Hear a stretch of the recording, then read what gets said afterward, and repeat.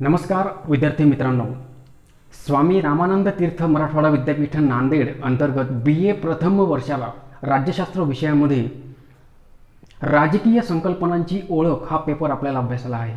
आणि या पेपरमध्ये जे वेगवेगळे घटक आपल्याला अभ्यासाला आहेत, ज्या वेगवेगळ्या संकल्पना आपल्याला अभ्यासाला आहेत, त्या संकल्पनांमधली एक संकल्पना सत्ता या संकल्पनेचा विचार वस्तुनिष्ठ प्रश्नांच्या माध्यमातून आपल्याला करायचा आहे। आणि म्हणून सद्यस्थितीमध्ये जी काही वस्तुनिष्ठ पद्धतीने आपली परीक्षा होऊ घातलेली आहे, त्या परीक्षेचा संदर्भ लक्षात घेत सत्ता या घटकावर कुठले प्रश्न तुम्हाला परीक्षेमध्ये विचारले जाऊ शकतात, तो विचार लक्षात घेऊन महत्त्वाचे प्रश्न या घटकाच्या संदर्भात आपण पाहणार आहोत। विद्यार्थी मित्रांनो, प्रामुख्याने सत्ता या घटकाचा विचार करत असताना राजकारण आणि सत्ता, राजकारण आणि राजकीय व्यवस्था यांचा फार जवळचा संबंध असलेला आपल्याला दिसतो। राजकारणाचा विचार सत्तेशिवाय केला जाऊ शकत नाही आणि राजकीय व्यवस्थेचा विचार सुद्धा सत्तेशिवाय केला जाऊ शकत नाही। आणि म्हणून सत्ता आणि राजकारण आणि राजकीय व्यवस्था या परस्पर निगडित अशा संकल्पना असलेल्या आपल्याला दिसतात। प्राचीन काळापासून प्लेटो, अरिस्टॉटल, कौटिल्य यांच्या काळापासून आधुनिक काळापर्यंत हॉब्स, लॉक, रुसो, मॉर्गनथॉ यासारख्या अनेक विचारवंतांनी सत्ता या घटकाच्या संदर्भात विश्लेषण केलेलं आपल्याला दिसतं। राज्यशास्त्रामध्ये एक अत्यंत महत्त्वाची राजकीय संकल्पना म्हणून या घटकाचा अभ्यास करत असताना, या संकल्पनेचा अभ्यास करत असताना कुठले वस्तुनिष्ठ प्रश्न हे मोठ्या प्रमाणात परीक्षेमध्ये विचारले जाऊ शकतात, त्या महत्त्वपूर्ण प्रश्नांचा संदर्भ आपल्याला या व्हिडिओमध्ये पाहायचा आहे।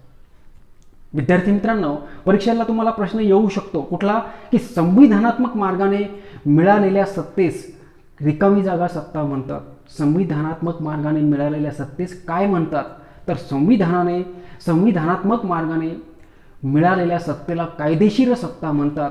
अशा पद्धतीने त्या ठिकाणी वस्तुनिष्ठ प्रश्न परीक्षेमध्ये आपल्याला विचारला जाऊ शकतो। त्याचं उत्तर हे समर्पक पद्धतीने आपल्याला देता आलं पाहिजे।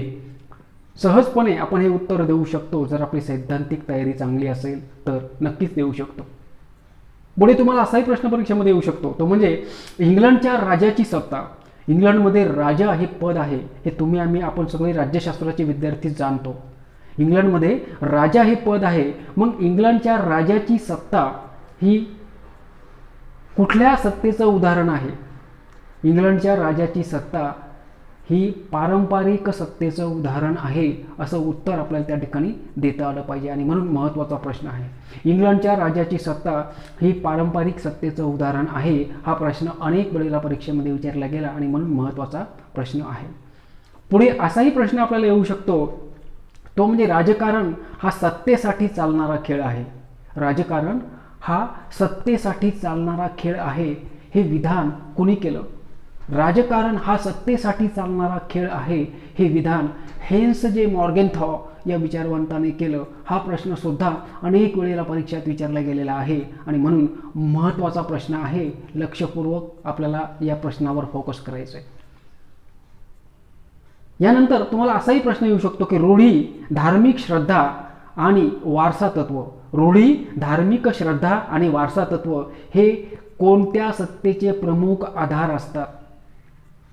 रूढी, धार्मिक श्रद्धा व वारसा तत्व हे पारंपरिक सत्तेचे प्रमुख आधार असतात। याचं हे उत्तर आपल्याला अशा पद्धतीनं या ठिकाणी द्यायचं आहे आणि म्हणून महत्त्वाचा प्रश्न आहे। यानंतर असाही प्रश्न तुम्हाला परीक्षेमध्ये विचारला जाऊ शकतो की भारताचा पंतप्रधान हे वैधानिक सत्तेचे उदाहरण आहे, हे आपल्याला माहिती असणं गरजेचं आहे। भारताचा पंतप्रधान हे वैधानिक सत्तेचं उदाहरण आहे। विधिमयरित्या, कायदेशीररित्या संविधानाच्या मार्गाने हे पद धारण केल्या जातं आणि म्हणून हे वैधानिक सत्तेचं उदाहरण आहे, हे आपल्याला त्या ठिकाणी सांगता आलं पाहिजे। भारताचा पंतप्रधान हे वैधानिक सत्तेचं उदाहरण आहे, असं वाक्य आपल्याला MCQच्या रूपानं विचारल्या जाऊ शकतं आणि म्हणून तो संदर्भ आपल्याला लक्षात ठेवणं गरजेचं आहे।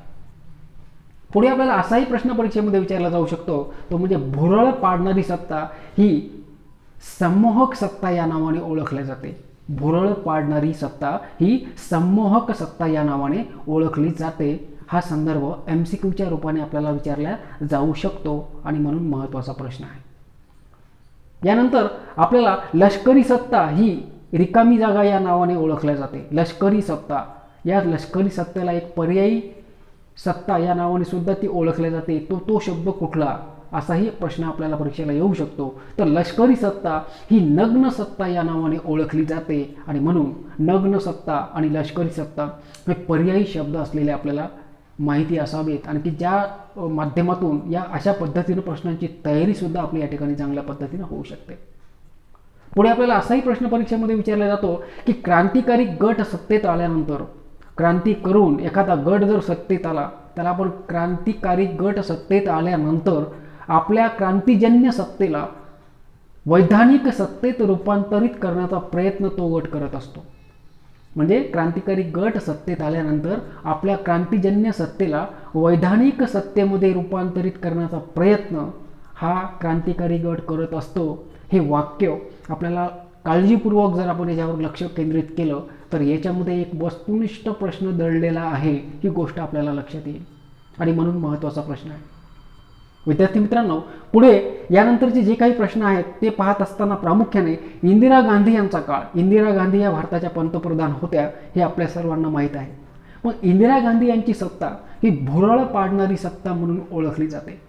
इंदिरा गांधी यांची सत्ता ही भुरळ पाडणारी सत्ता म्हणून ओळखली जाते.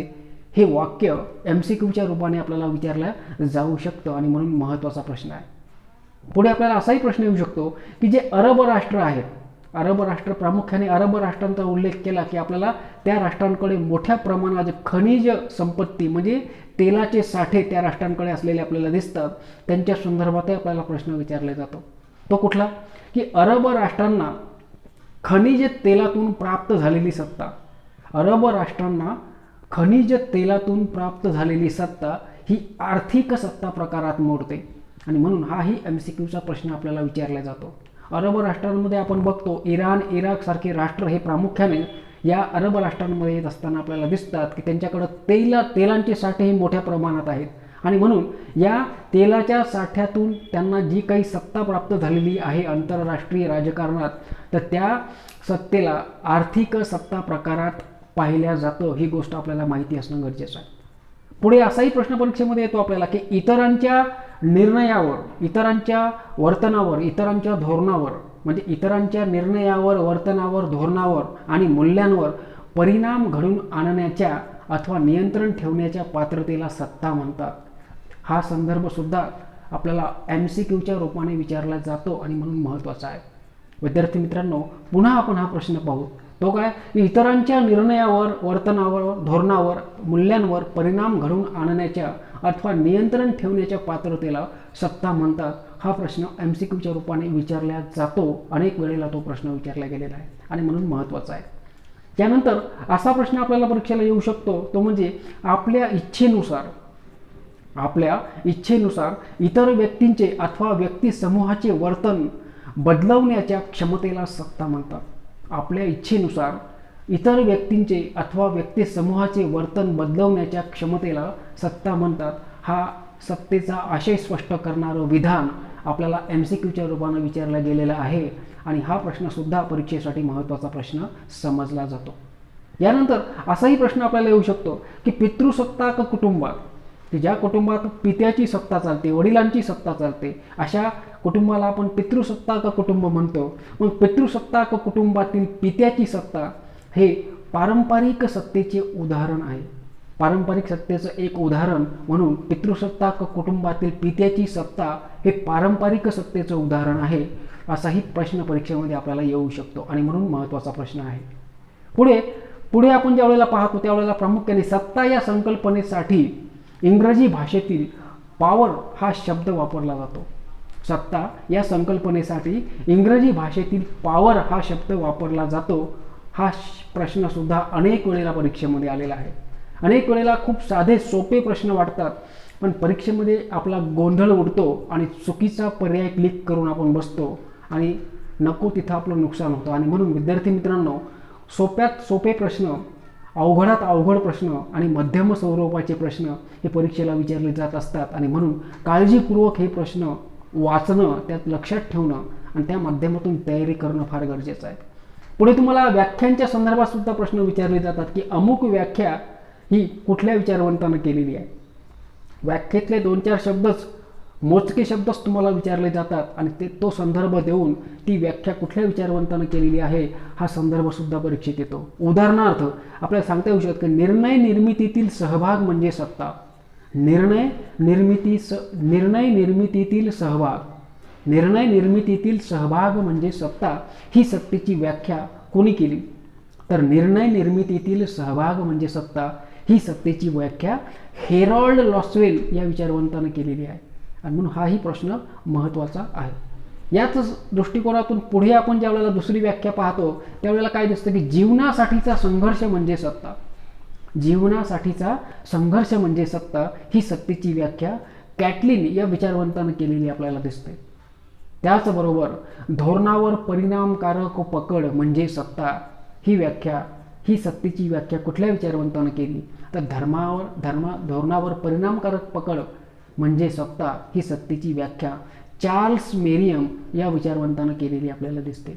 विद्यार्थी मित्रांनो, अशा पद्धतीने हे संदर्भ वाक्याच्या स्वरूपात जरी आपण या ठिकाणी कथन करत असलो तरी हे संदर्भ जर तुम्ही काळजीपूर्वक बघितले तर याच्यातून आपले वस्तुनिष्ठ प्रश्न हे तयार होतात आणि MCQच्या माध्यमातून जी परीक्षा आपली होणार आहे त्या परीक्षेसाठीची तयारी आपण या ठिकाणी चांगल्या पद्धतीने करू शकतो जर आपलं वाचन चांगलं असेल, जर संदर्भ ग्रंथ आणि सैद्धांतिक दृष्टिकोनातून आपली तयारी चांगली असेल तर वस्तुनिष्ठ प्रश्न हे मोठ्या प्रमाणात आणि प्रभावीरित्या तयार होत असतात.